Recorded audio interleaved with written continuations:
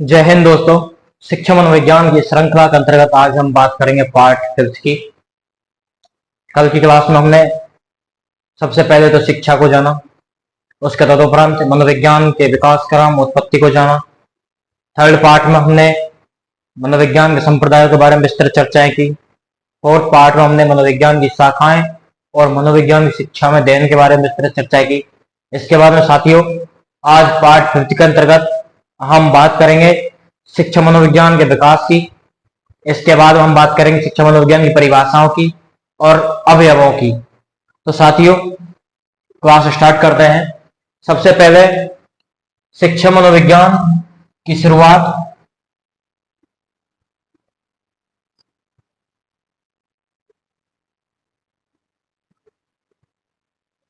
शिक्षा मनोविज्ञान की शुरुआत 1880 ईस्वी के अंतर्गत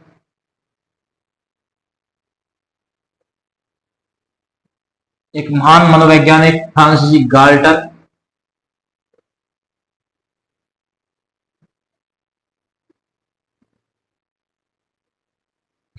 गाल्टन के योगदान से शुरू हुई।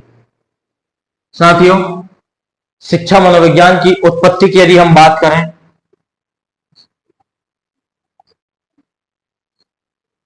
शिक्षा मनोविज्ञान की उत्पत्ति 1900 ईस्वी के अंतर्गत हुई थी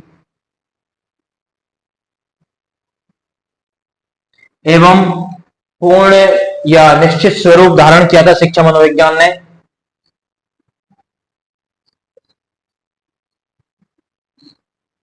निश्चित स्वरूप 1920 ईस्वी के अंतर्गत किया था। शिक्षा मनोविज्ञान को शिक्षा के अंतर्गत शिक्षा मनोविज्ञान में शिक्षा को या फिर शिक्षा के अंतर्गत मनोविज्ञान को जोड़ने का प्रयास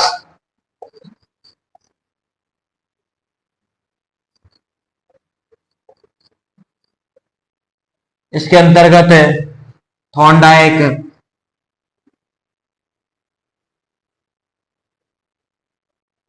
टर्मन, जड़,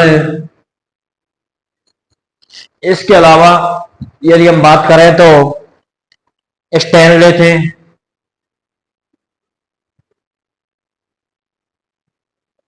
एवं फ्रोवेल।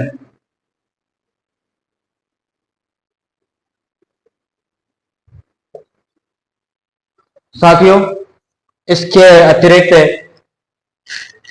कॉलशेनेक महोदय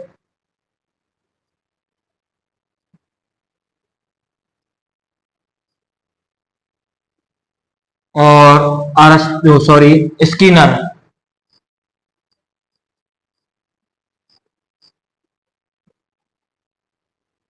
कॉलशेनेक महोदय तो शिक्षा मनोविज्ञान की शुरुआत मानते हैं प्लेटो से।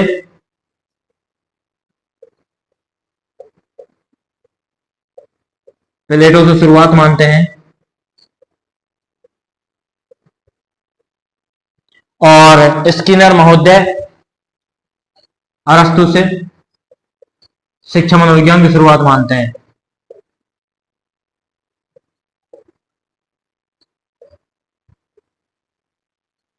तो साथियों सबसे पहले हमने शिक्षा मनोविज्ञान की शुरुआत को जाना जो कि 1880 ईस्वी के अंतर्गत फ्रांसीसी गाल्टन से शुरू हुई थी।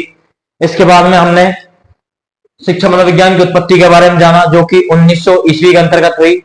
इसके बाद में हमने निश्चित स्वरूप शिक्षा मनोविज्ञान ने कब धारण किया था उसको जाना जो कि 1920 ईस्वी है। शिक्षा मनोविज्ञान के निश्चित स्वरूप को धारण करने में जिन मनोवैज्ञानिकों का प्रयास था उनके अंतर्गत थॉर्नडाइक, टर्मन, जड़, स्टैनले, फ्रोवेल थे। इसके बाद में कॉलशेनेक और स्किनर दो मनोवैज्ञानिक थे जिन्होंने सबसे पहले तो कॉलशेनेक ने शिक्षा मनोविज्ञान की शुरुआत प्लेटो से मानी। इसके बाद में स्किनर महोदय ने शिक्षा मनोविज्ञान की शुरुआत अरस्तु से मानी थी। इसके बाद में हम साथियों शिक्षा मनोविज्ञान की कुछ परिभाषाओं के बारे में चर्चा करते हैं।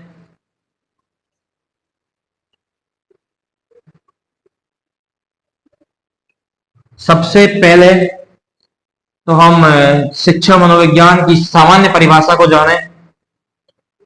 इसके अंतर्गत साथियों शिक्षा मनोविज्ञान की वह शाखा जिसके अंतर्गत शिक्षा या फिर जिसका संबंध शिक्षण अधिगम प्रक्रिया से होता था, या फिर हम बात करें अन्य अर्थ में कि शिक्षक या फिर शिक्षण में सीखने की प्रक्रिया को सुधारने के लिए जो मनोवैज्ञानिक सिद्धांतों का प्रयोग किया था, उसी को शिक्षा मनोविज्ञान कहा जाता है। सामान्य परिभाषा के बारे में चर्चा करें हम।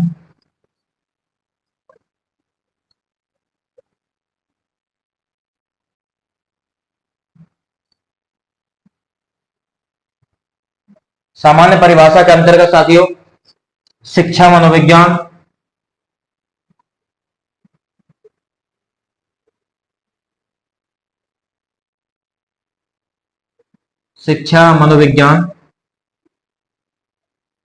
शिक्षा मनोविज्ञान वह शाखा है जिसका संबंध शिक्षा मनोविज्ञान वह शाखा है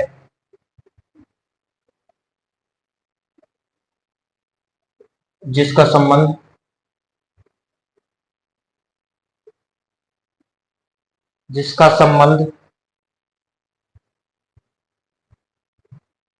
संबंध सीखने सिखाने से माने या फिर शिक्षण अधिगम प्रक्रिया से माने।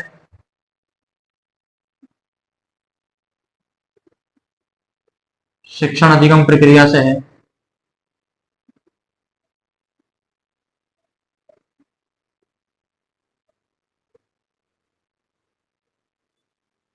इसके अतिरिक्त साथियों हम स्किनर महोदय की बात करें परिभाषा के अंतर्गत।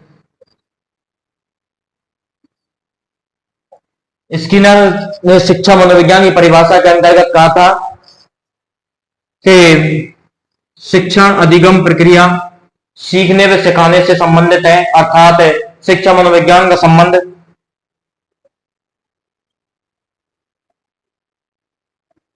शिक्षा मनोविज्ञान का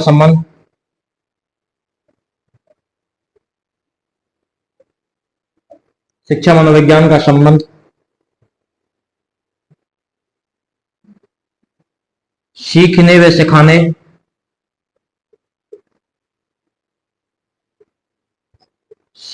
सिखाने से है, या फिर अधिगम व शिक्षण से है। अधिगम व शिक्षण से है। दोस्तों, एग्जाम के अंतर्गत या फिर किसी भी क्वेश्चन के अंतर्गत सीखने में सिखाने आ जाए या फिर अधिगम में शिक्षण आ जाए तो मान लीजिएगा कि यह परिभाषा स्किनर महोदय की थी। इसके उपरांत साथियों क्रो एंड क्रो ने परिभाषा दी थी शिक्षा मनोविज्ञान के अंतर्गत।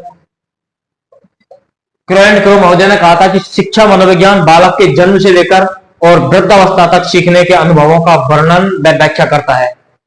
शिक्षा मनोविज्ञान बालक के जन्म से लेकर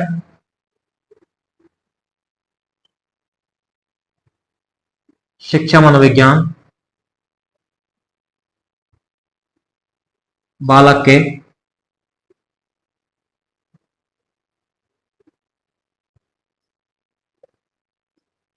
जन्म से लेकर वृद्धावस्था तक सीखने के जो अनुभव हो उनका वर्णन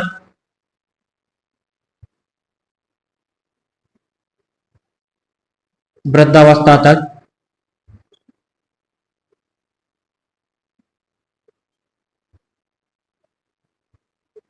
सीखने का वर्णन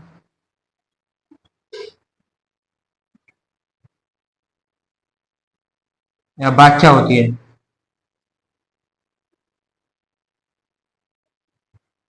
इसके तदुपरांत साथियों एक पील महोदय थे।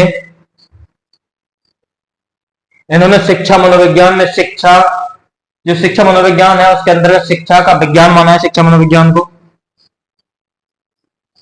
सीधे शब्दों में कहें कि शिक्षा मनोविज्ञान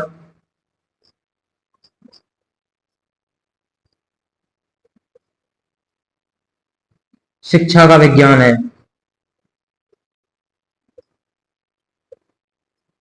शिक्षा का विज्ञान है।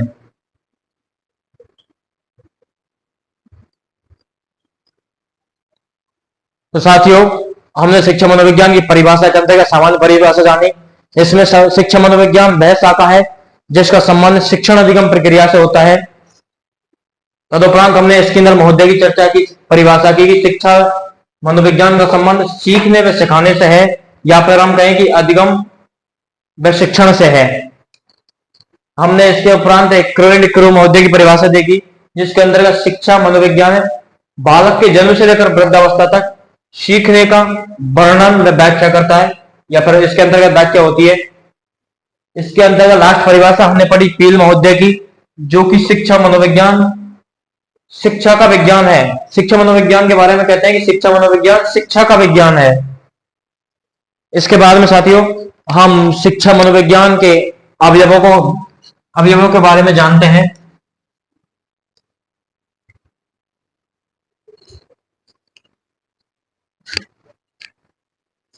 अवयव या फिर सोपान।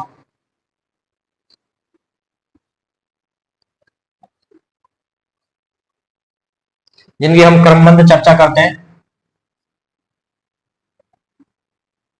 अवयव शिक्षा मनोविज्ञान के अंतर्गत 6 अवयव दिए गए थे। अब सबसे पहला, जिसके अंतर्गत अधिगमकर्ता आता है,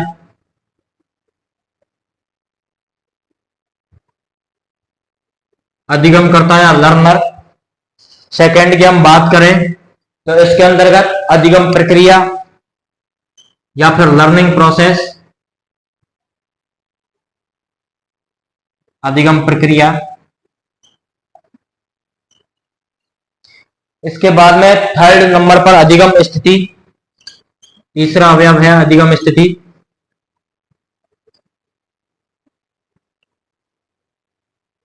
अधिगम स्थिति या फिर लर्निंग सिचुएशन। इसके बाद में हम फोर्थ अवयव की बात करें तो इसके अंदर फोर्थ अवयव में लर्निंग नॉलेज आता है या फिर अधिगम अनुभव।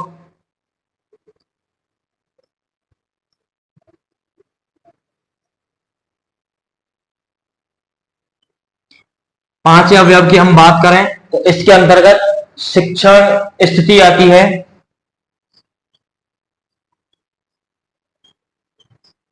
शिक्षण स्थिति। और अंत में शिक्षण अधिगम का मूल्यांकन।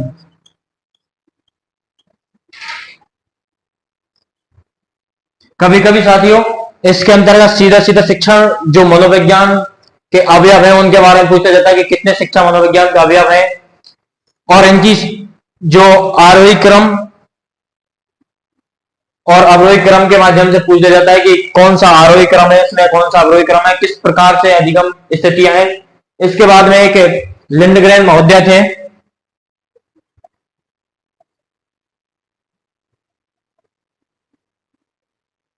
जिन्होंने शिक्षा मनोविज्ञान के 3 अवयव बताए थे।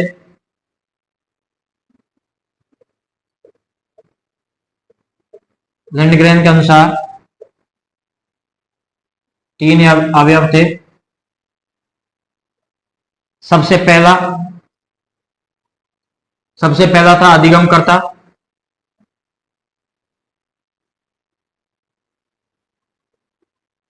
साथियों सबसे पहला अवयव प्रत्येक मनोवैज्ञानिक हो या फिर सामान्य दृष्टिकोण से हम रखें तो सबसे पहले अधिगम करता था। इसके तदुपरांत अधिगम प्रक्रिया और अधिगम स्थिति लिंडग्रेन महोदय ने बताई थी।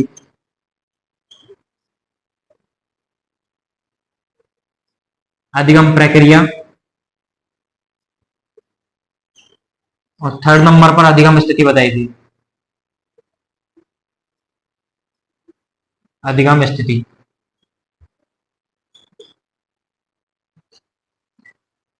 तो साथियों आज हमने शिक्षा मनोविज्ञान की श्रृंखला के अंतर्गत पार्ट 5 में शिक्षा मनोविज्ञान के विकास को जाना, जिसके अंतर्गत शिक्षा मनोविज्ञान 1880 ईस्वी के अंतर्गत फ्रांसिस गाल्टन के योगदान से शुरुआत होती है इसकी।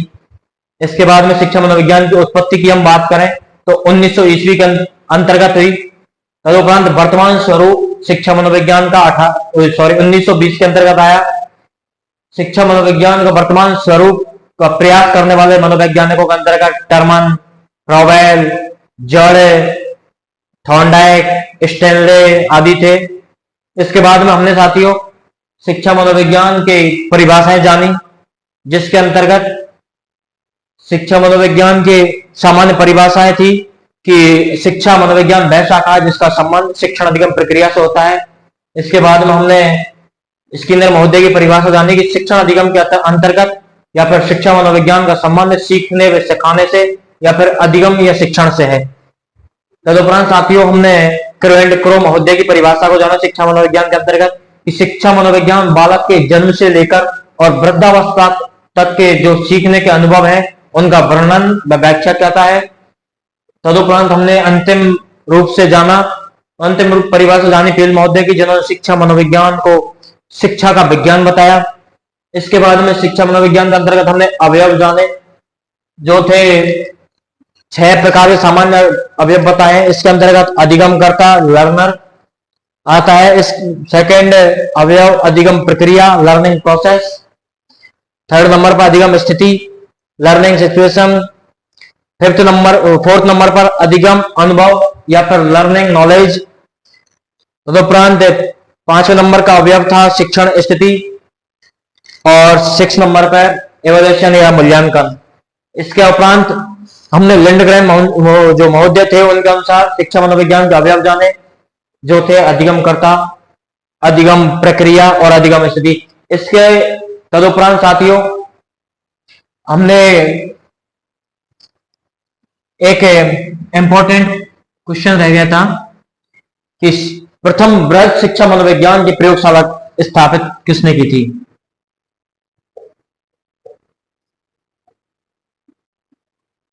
प्रथम शिक्षा मनोविज्ञान की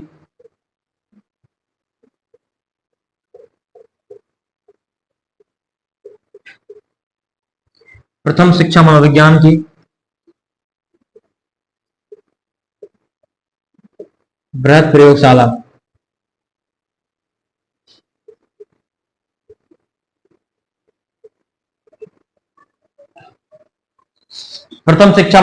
की बृहद प्रयोगशाला स्थापित हुई थी 1894 के अंतर्गत।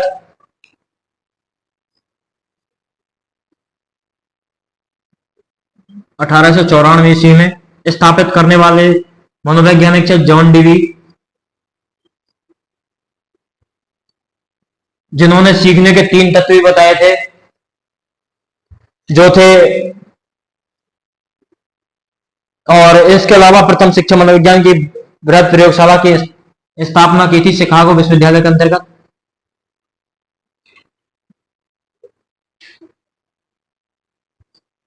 शिकागो विश्वविद्यालय। तो साथियों अंतिम रूप से हमने जाना कि प्रथम शिक्षा मनोविज्ञान की बृहद प्रयोगशाला जॉन डीवी ने 1894 ईस्वी के अंतर्गत शिकागो विश्वविद्यालय में स्थापित की। साथियों आज के इस सेशन को हम यही समाप्त करते हैं। आशा करते हैं आप को ये वीडियो या फिर हमारा छोटा सा प्रयास हेल्पफुल होगा आने वाली प्रत्येक शिक्षक भर्ती के अंतर्गत, या फिर फर्स्ट ग्रेड हो जिनमें second grade, third grade, REET, MPTET, UPTET, BPSC, CTET, DSSC या अन्य जो भी स्टेट की शिक्षक भर्तियां आती हैं उसके अंतर्गत आपको बहुत हेल्पफुल होने वाली है वीडियो। तो साथियों इसी प्रकार आप सहयोग प्रदान कीजिएगा। वीडियो को लाइक एवं कमेंट करके ये थोड़ा हमें सजेस्ट करें कि हमें और क्या सुधार की आवश्यकता है, या फिर हम किस प्रकार और अपने अधिगम शैली को प्रभावी बना सकें। और इसके तदुपरांत हम नेक्स्ट वीडियो, अब तक जो क्लास जो 5 पार्ट हुए शिक्षा मनोविज्ञान के, उसके बारे में हम कल विस्तृत PYQ या फिर प्रीवियस ईयर क्वेश्चन और 11th और 12th की जो भी साइकोलॉजी की बुक चलती है उसके अनुसार जो भी प्रश्न जो भी बनेंगे शिक्षा मनोविज्ञान के क्षेत्र या फिर स्तर वगैरह जो भी है उसके बारे में हम विस्तृत चर्चाएं करेंगे। और कल बहुत अहम सेशन होने वाला है जिसके अंतर्गत हम PYQ करेंगे।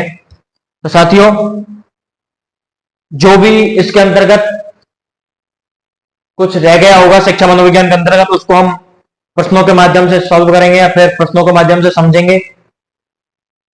धन्यवाद। राम राम से।